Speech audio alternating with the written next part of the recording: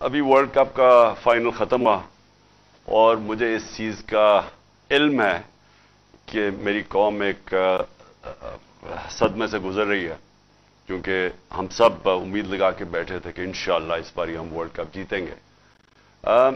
تو میں دو تین چیزیں اپنی پوری بات کرنے سے پہلے میں اپنی قوم سے کہنا چاہتا ہوں کہ دیکھیں، سب سے پہلی کہ ہار جیت ہوتی ہے۔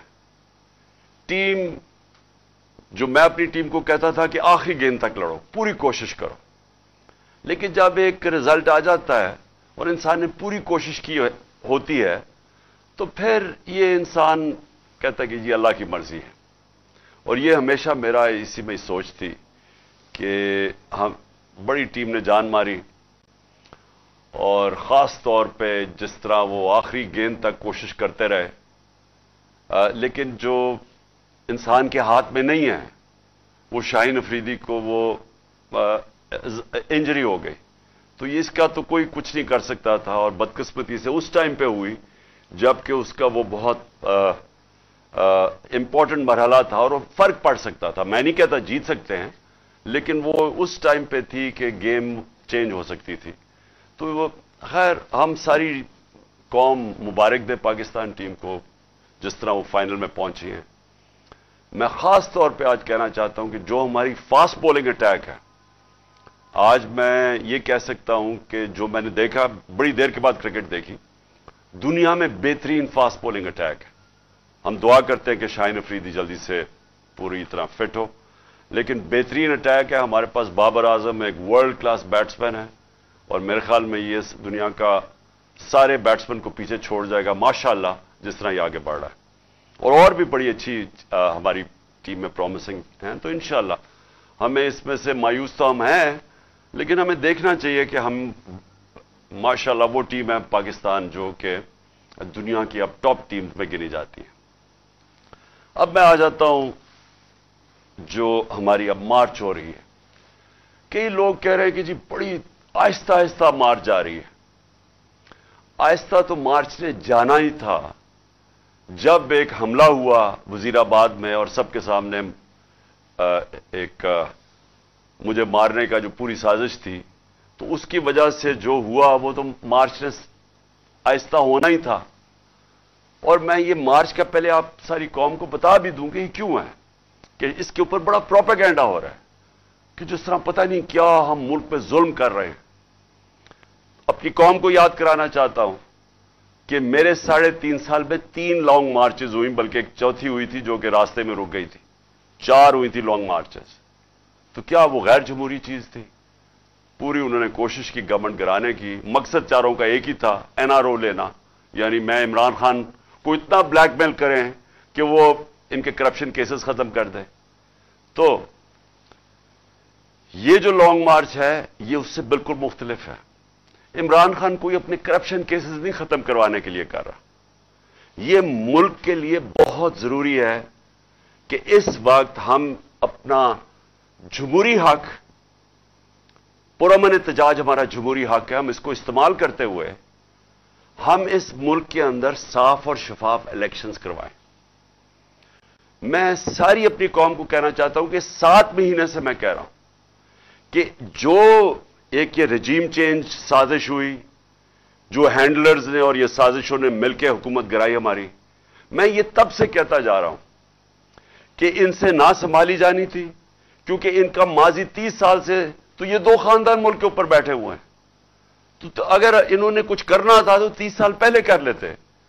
ان کے دور میں تو بنگلہ دیش بھی آگے نکل گیا، ہندوستان بھی ہمارے سے آگے نکل گیا، اس سے پہلے ہم ان سب سے آگے تھے 90 کی دہائی تک۔ تو انہوں نے اگر کچھ کرنا ہوتا تو کر چکے ہوتے۔ تو ان کو جب جنہوں نے بھی لے کے آیا اور ہینڈلرز نے بٹھایا ہمارے اوپر، میں تو 7 مہینے سے کہہ رہا ہوں کہ یہ ملک کو تباہی کی طرف لے کے جا رہے ہیں۔ میں نے معیشت کے اوپر بتایا کہ ان سے نہیں سنبھالی جائے گی، کیونکہ جو معیشت چھوڑ کے گئے تھے وہ تو پاکستان کو دیوالیہ نکال کے گئے تھے 2018 میں، تو اب انہوں نے کیسے ٹھیک کرنی تھی؟ جو ایک ملک کے معیشت کو تباہ کرے ہیں وہ ٹھیک تو نہیں کر سکتے۔ جو ملک کے ادارے تباہ کریں، دنیا کی تاریخ میں وہ جو ادارے تباہ کرتے ہیں وہ ٹھیک نہیں کر سکتے۔ तो मैं तो तब से कहता जा रहा था कि हमने इतनी मुश्किलों से 17 साल के बाद पाकिस्तान की जो माशी तरक्की थी वो 17 साल के बाद बेहतरीन चल रही थी। जो हमारी दौलत में मुल्क के इजाफा हो रहा था, ये तो लिखा हुआ है, ये किसी एक्सपर्ट से भी पूछ लें कि ये 17 साल के बाद पाकिस्तान की माशियत ऊपर जा रही थी। सबसे बड़ी बात, और आज फैसलाबाद में लोग देख रहे हैं, जो इंडस्ट्री है, जो लार्ज स्केल मैन्युफैक्चरिंग है, जिससे असल में मुल्क की दौलत में भी इजाफा होता है और रोजगार भी मिलता है, वो तो शायद 50 साल में सबसे तेजी से 26% पे बढ़ रही थी हमारी लार्ज स्केल मैन्युफैक्चरिंग, जो आज गिर के सफर पे पहुंच गई है। तो जब वो मुल्क तरक्की कर रहा था और इन्होंने साजिश करके गवर्नमेंट गिराई, तो हमें तो पता था क्या होना है। जो हैंडलर्स बैठे हुए थे, हम उनको भी कहते रहे, ये समझ जाओ कि जो आपने एक्सपेरिमेंट किया ये फेल हो गया। आज कौम सारी समझती है फेल हो गया, वो एक्सपेरिमेंट फेल हो गया। बदकिस्मती ये है कि कोई कोशिश नहीं की गई कि हां गलती होगी, हम ठीक कर लें इसको। और ठीक सिर्फ एक रास्ता था जो मैं 7 महीने से कह रहा हूं, और वो है साफ और शफाफ इलेक्शन। तो उसके लिए यह मार्च है। कोशिशें कर रहे हैं कि इस मुल्क के अंदर इस दलदल से मुल्क को निकालने के लिए, जिधर हर जो मायशत का हर शोबा है वो नीचे चला गया है, टैक्स कलेक्शन वो नीचे चली गई है, एक्सपोर्ट्स वो नीचे चली गई है, बैरून मुल्क पाकिस्तान जो रेमिटेंसेस भेजते थे, और खारियां वो शहर है जिधर सबसे ज्यादा लोग बाहर जाके काम करते हैं, वो जो पैसा भेजते थे, जो रेमिटेंस जिस पे पाकिस्तान चल रहा था और हमारी दौर में रिकॉर्ड रेमिटेंसेस थी, वो नीचे जानी शुरू हो गई है।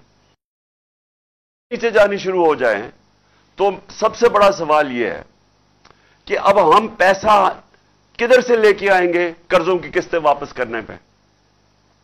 देखें, जब एक मुल्क की दौलत में इजाफा होगा तो वो अपने कर्जों की किस्तें वापस करेंगे, क्योंकि कर्जे तो वहीं के वहीं हैं, सूद उनके ऊपर लग रहा है, वो बढ़ते जा रहे हैं। और इस हुकूमत ने आके 3 महीने में वो कर्जा लिया है जो हमने 9 महीने में लिया था। उस 3 महीने में उससे ज्यादा कर्जा लिया जो 9 महीने में हमने लिया था। तो कर्जे बढ़ते जा रहे हैं, उनके ऊपर सूद भी देना है, और जो आमदनी जिससे कर्जे वापस करने हैं वो कम होती जा रही है। तो मुल्क का तो दिवालिया निकलना है। तो इसको कैसे ठीक करेंगे? मैं ये कोई आज मायशत का एक्सपर्ट हो, जो सियासत का एक्सपर्ट हो, जो वैसे कोई दानिशवर हो, मैं चैलेंज करता हूं कि एक मुझे आदमी बता दे पाकिस्तान में जो आज यह समझता है कि साफ और शफाफ इलेक्शन के बगैर हम इस मुल्क को इस दलदल से निकाल सकते हैं। मुझे एक आदमी बता दे।